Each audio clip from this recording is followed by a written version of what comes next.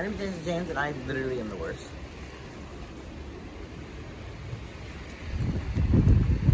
I like to feel the wind on my skin. Can you shut up? I'm trying to film the intro of my movie. I said no.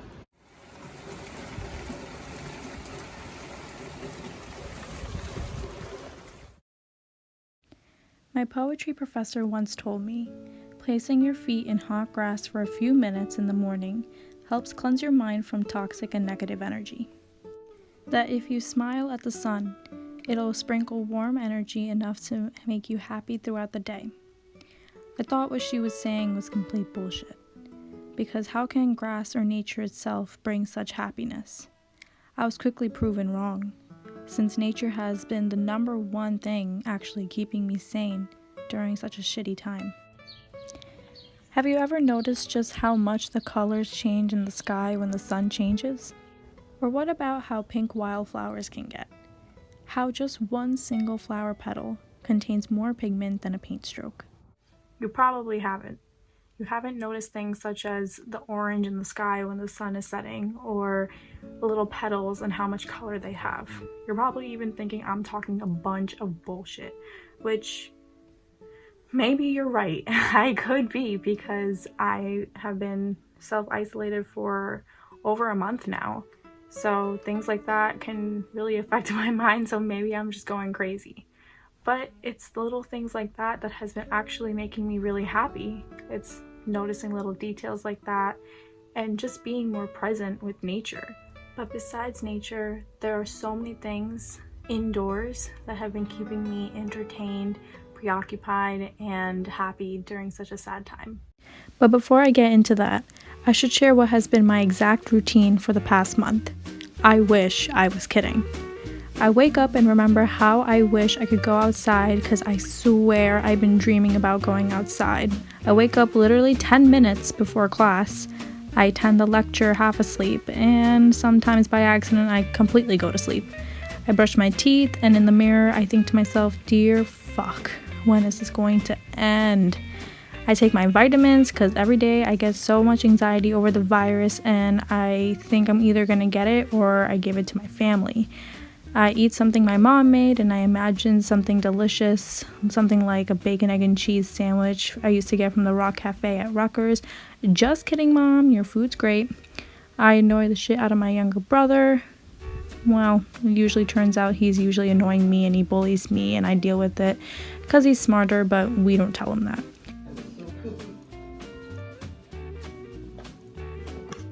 I hate you with burning passion. See? I told you. He hates me and he bullies me. This is pure footage of him bullying me. And I just procrastinate, and more procrastination. Yeah, it's bad. Like, deadass, laziness isn't even a choice anymore. It's become a lifestyle, and oh my god, it is not a good one. But here's the thing. You can choose to have this routine be scheduled and prioritized. If you're someone that's structured like that, then by all means, this is definitely something that you should be okay with. But for me, it was more like I can't do this anymore because it's giving me too much anxiety. And I felt like I was being trapped in a cage, and I did not like that. I thought once I got the email from Rutgers that said no more classes, I thought I was going to be really excited since I didn't have to commute anymore, because I hated commuting.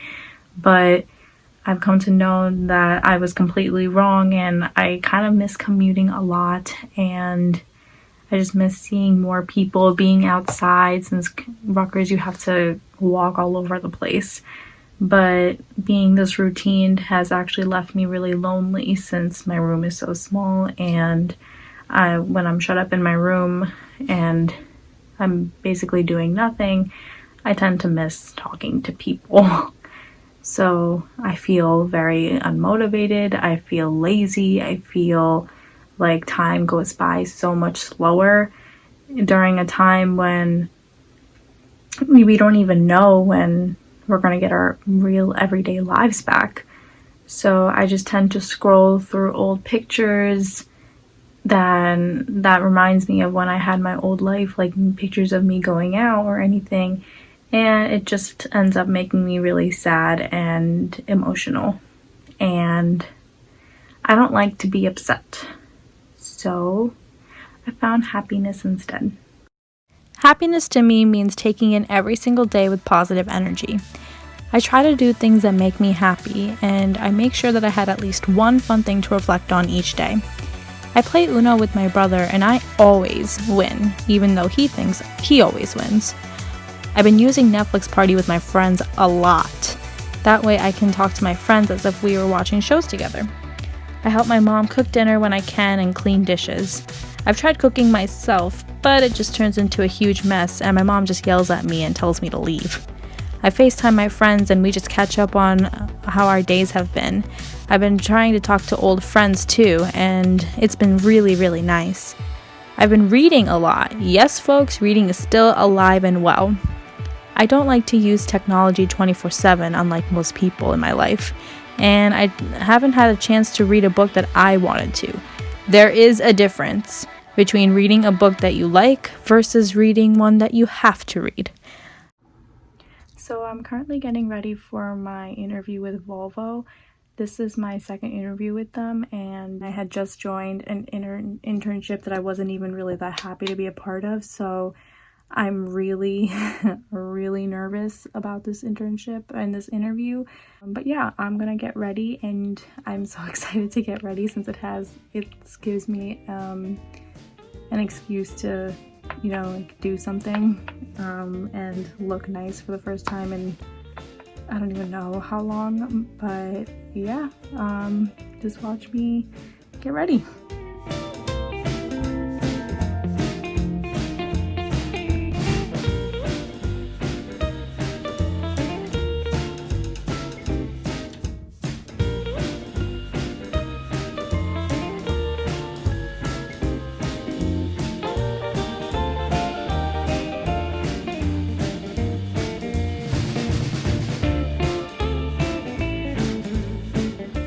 I'm really excited to do this interview.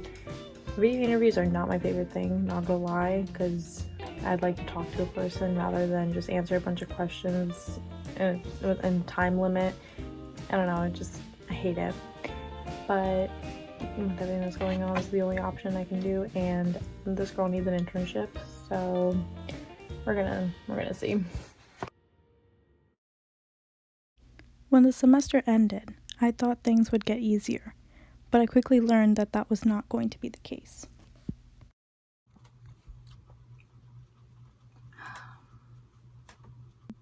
So, I heard back from the internship, and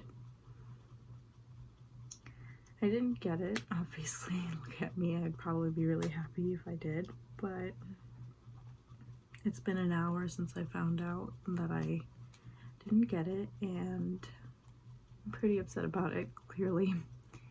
I was crying in the morning because I didn't get it, and it sucks. It does suck because, like I said previously, this internship that I'm currently enrolled in isn't something that I really want to be a part of.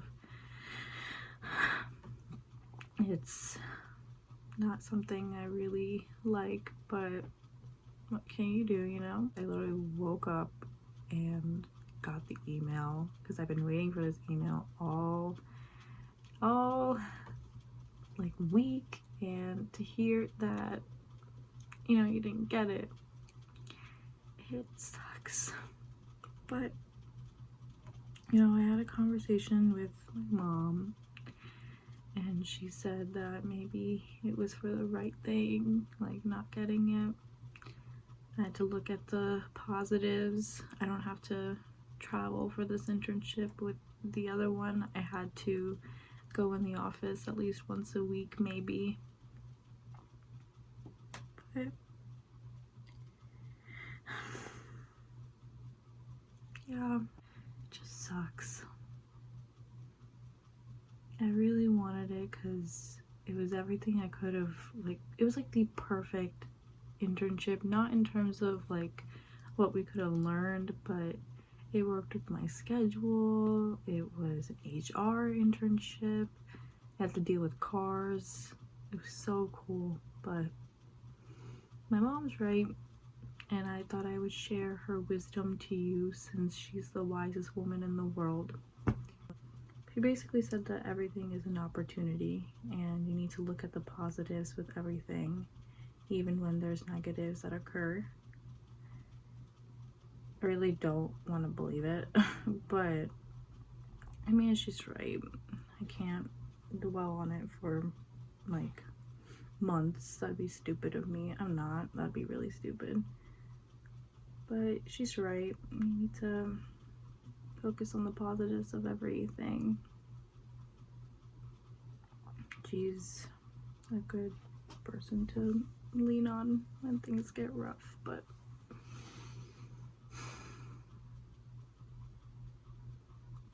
damn, I just really wanted it so bad. But you know, what can you do, you know? You live and you learn. Isn't that the saying? But yeah.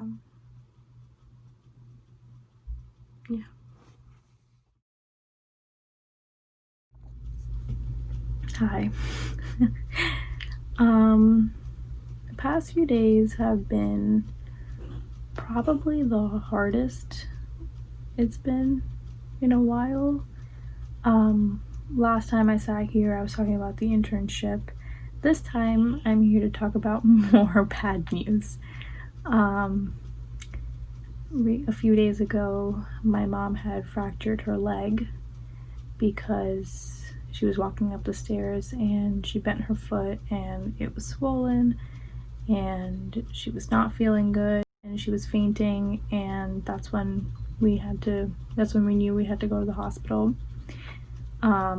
It was very scary, I'm not gonna lie, you know, seeing police and the paramedics at your house and your mom who's not feeling good, and you can't even do anything to help. It sucks a lot, and because of everything that's going on with the coronavirus, me, my brother, and my dad weren't even allowed to go in the hospital to go and check on her and help her. The only way we knew if she was okay is if she was able to text us and let us know if everything was okay. Thankfully, and I'm very, very grateful that this is just it. It was just a fracture and it wasn't a broken leg, so she doesn't need any very hard painkillers. All she needs is some Tylenol or Advil, and just needs to be on bed rest and she'll be okay. But you know, my whole routine has changed now. I thought it would be a little bit of a hectic summer, you know, dealing with online classes and also my internship online, but I now have that plus making sure my mom is okay since she can't really do anything on her own right now. If she never needs to, you know, use the bathroom or go down the stairs or get some food, she needs help. And you know, we've never had someone with an injury like that in this house before, so it's very overwhelming and scary. But oddly, I think it's brought us a lot closer as a family. Not that we weren't close, we were always close. We were actually very close. But yeah, what did this happen? I think 3 days?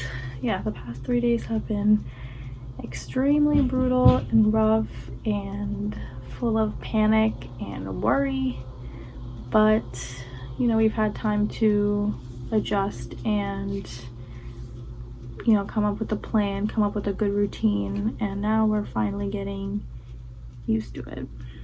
So yeah. Even though things got tough for me, it didn't stop me from trying to remain positive and trying to be happy. Nature helped me detoxify my mind from the stress that suddenly occurred in my life. It helped me gain inspiration to write more poetry. One poem in particular brought me a lot of happiness, and I hope it makes you happy as well.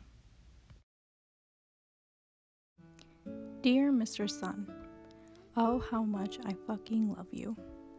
The moment I place my curious feet onto the lively forest grass, freshly soaked in your 2 p.m. high-degree wave, I start to feel my body rejuvenate from the depression of quarantine. The way your dandelion rays kisses my lifeless skin, sprinkling warm pixie dust which seeps into my bloodstream, turning my lifeless cold blood into pure liquid gold, pumping fiercely to energize my soul. I feel my sad spirit start to rise, with unconditional happiness as you look at me lovingly, radiating brightly for others to see. You've missed me dancing within your spotlight, as I've missed embracing your affection, allowing you to shine brightly on me, your golden glowing grace staining my glass skin. The hardest part, Mr. Sun, is saying goodbye, as you must travel to those desperate for your comfort, blessing those in need of your presence. I'll return to my bed, which provides me with temporary warmth when you are away, yet it isn't the same. But when you're gone, Mr. Sun, please remember how much I'll fucking miss you.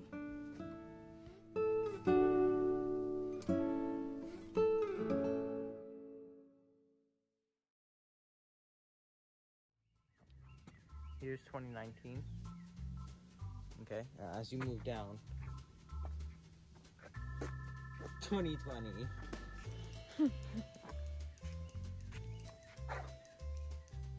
If you're wondering, that picture right there, this is the Bishwa lady.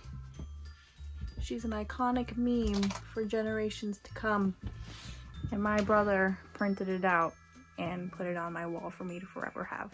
So thank you, Neil. I'm filming the end of my movie. Can you do something for my movie? No.